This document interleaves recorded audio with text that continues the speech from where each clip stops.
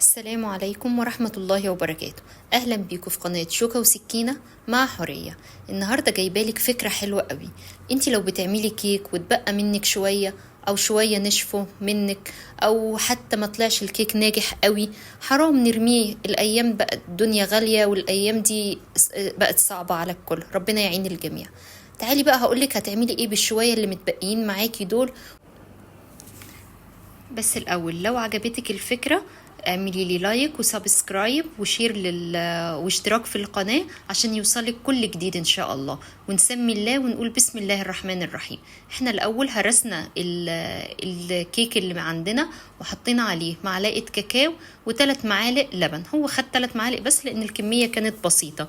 لو انت عندك كمية اكبر ممكن برضو تضاعفي الكمية، بس خلي بالك انك تحطي اللبن بمعلقة عشان ما يبقاش طري قوي او يزيد منك شوية.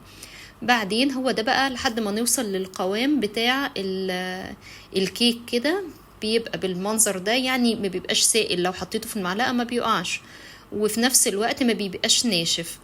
هناخد شوية صغيرة كده بالمعلقة ونكورهم بايدينا كرة صغيرة، ما تكونش حجمها كبير، كل ما تكون صغيرة تبقى احلى. ننزل بيها على مكسرات، على جوز هند، على شوكولاتة فارماسي، اي حاجة، الحاجة اللي عندنا والحاجة اللي احنا بنحبها. هنغلفها من كل الجهات كده زي ما انت شايفة، وهنحطها في صينية او في طبق في اي حاجة.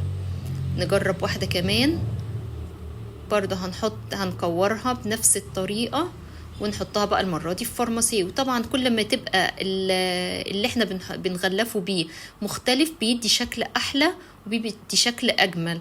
دي ينفع نعملها في عيد ميلاد، ينفع نعملها لو ضيوف جايين لك مثلا وانتي ما عندكيش حاجة، مش هتفرق، للولاد كده اخر اليوم اللي يعجبك. وده كان شكلها النهائي. والمفاجأة بقى ان مش انا اللي مكملاها، كمان بنوتي حبيبتي هي اللي كملتها، ربنا يخليها ليا.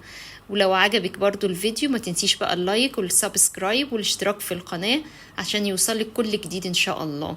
طبعا هنحطها في التلاجة لمدة ساعة عشان قبل ما ناكلها، عشان تبقى متماسكة وحلوة، وتبقى كل ما تبقى باردة تبقى احلى.